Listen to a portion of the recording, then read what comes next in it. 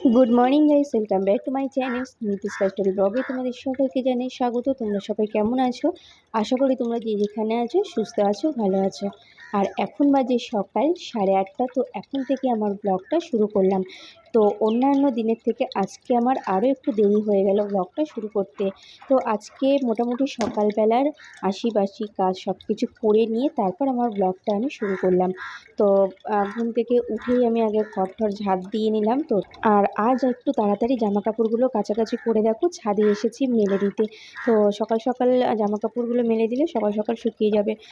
যদিও বেশিক্ষণ লাগে না শুকাতে, তবু একটু বেলার দিকে ছাদে আসলে যেন পা ঠা পুড়ে যায়। তো সেই জন্য ভাবলাম চলো জামা কাপড়গুলো আগে কেচে দিয়ে ছাদে মেলে দিয়ে আসি। তো ছাদ না একটু যখন বেলা হয় ছাদ প্রচণ্ড গরম হয়ে যায়, খালি পায়ে আসাই যায় না। তো যাই হোক বন্ধুরা, চলো জামা কাপড়গুলো মেলে দিয়ে তারপর ছাদে কয়েকটা গাছে ফুল আছে, তো ফুল দুটো ছিঁড়ে নিয়ে তারপর যাব নিচে। তো দেখো আজকে দুটো ফুল ফুটেছে, বেশি ফুল ফোটেনি। তো কখনো 4-5টা ফুল ফোটে, আবার কখনো হয়তো ফোটেও না, 2-1 দিন। আবার আজকে ফুটেছে দুটো। তো তো বন্ধুরা, প্রচণ্ড গরমে ফুল গাছগুলোর অবস্থা একদম খারাপ হয়ে যাচ্ছে। আর এদিকে দেখো সূর্যি মামা মাথার উপর উঠে গেছে। তো চলো বন্ধুরা, এখন নিচে গিয়ে ঝটপট করে আগে রান্না বান্নাটা করে নিই। তো বর আবার খেয়ে দিয়ে ডিউটিতে বেরাবে।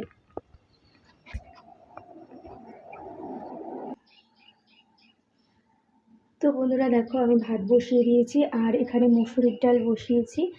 তো আম নেই, তো দেখা যাক কী দিয়ে ডালটা রান্না করি। আর এখানে দেখো বাজার থেকে চিংড়ি মাছ নিয়ে এসেছিলো আর 2 পিসের মতন কাতলা মাছ আছে। তো চিংড়ি মাছ দিয়ে পটল দিয়ে করব। তো আজকে ফ্রিজে সেরকম কিছু ছিল না, তো দেখতে কী কী আছে। তো সবজি শুধু পটল আছে আর আছে অর্ধেকটার মতন পেঁপে।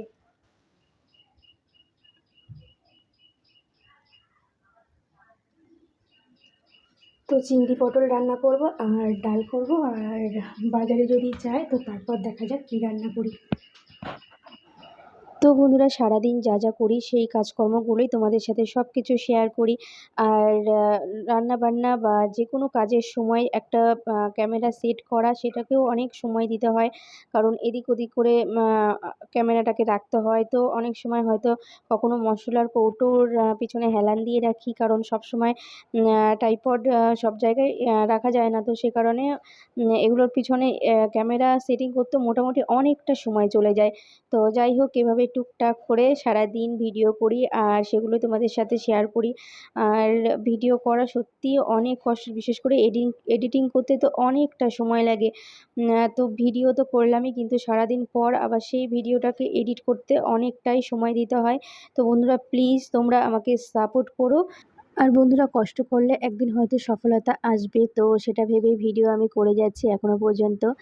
তো বন্ধুরা, ছেলে ঘুম থেকে উঠলো আর ওর জন্য খাবার বানাচ্ছি। আর আমরা সকালে চা করে চা খেয়ে নিয়েছি। আর এখন দেখো এদিকে পটলটাকে একটু কষাচ্ছি। তো অনেক দিন বাদে পটল চিংড়ি খাচ্ছি। তো বেশিরভাগই কদিন ধরে খালি পটল ভাজা খাওয়া হচ্ছিলো। তো বরকে বললাম যে একটু চিংড়ি মাছ নিয়ে এসো।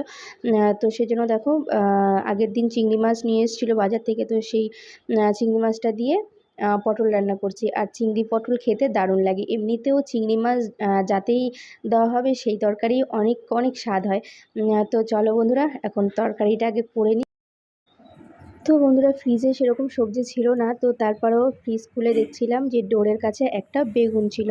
তো বেগুনটা অনেক দিন হয়েছে এনেছে, তো যাই হোক আর কিছু সেরকম সবজি ছিল না। তো ভাবলাম চলো বেগুন ভাজা করি।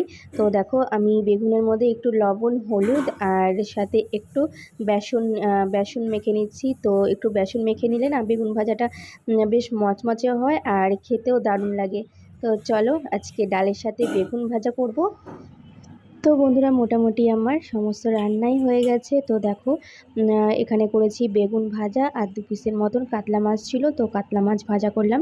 যেহেতু 2 পিস মাছ ছিল সেজন্য আর ঝোল করলাম না মাছের। আর এখানে দেখো মুসুরির ডাল করেছি পেঁয়াজ দিয়ে। তো আর করেছি দেখো এখানে পটল চিংড়ি। তো আমার তো মোটামুটি পটল চিংড়ি হলেই খাওয়া হয়ে যাবে।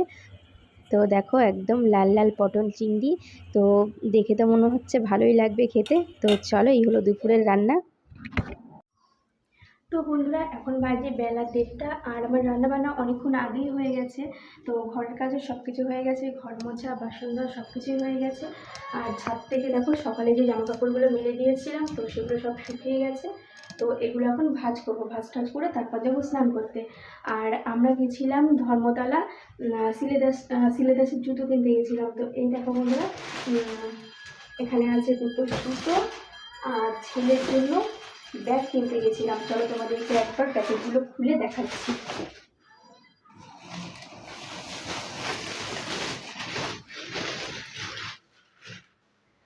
তো বন্ধুরা এই দেখো, এটা হলো ছেলের স্কুল ব্যাগ।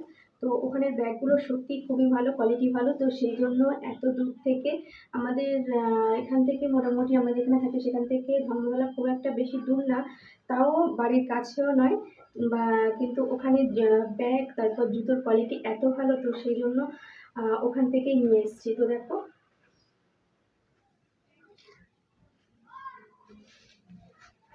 দুপাশেই জলের বোতল নেওয়া যাবে।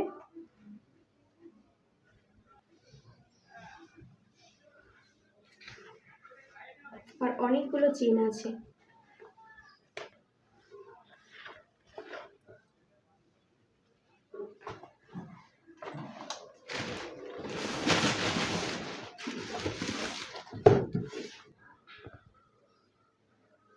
তো বন্ধুরা দেখো, এখানে আছে ছেলের জুতো। তো এই কিটোটা আমার ছেলের জন্য নিয়ে এসেছি।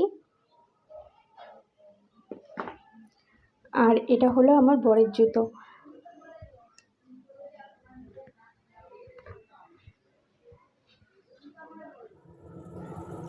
গুড ইভিনিং বন্ধুরা, এখন বাজে সন্ধে 6:45 মতন বাজে। আর ছেলে পড়তে গেছিলো, তো ও এসে বলছে মা খিদে পেয়েছে। তো ঘরে ম্যাগি আনা ছিল, তো আমার এমনিতেও সবসময় ম্যাগির প্যাকেট আনা থাকে। তো ওকে আমি এখন ডিম আর ম্যাগি বানিয়ে দিচ্ছি।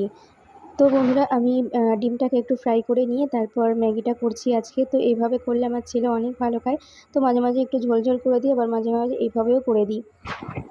তো বন্ধুরা আজকে রাতের রান্নাবান্না দেখো, এখানে করেছিলাম পনিরের তরকারি, আলু দিয়ে পনিরের তরকারি করেছি, আর করেছি গরম গরম ভাত।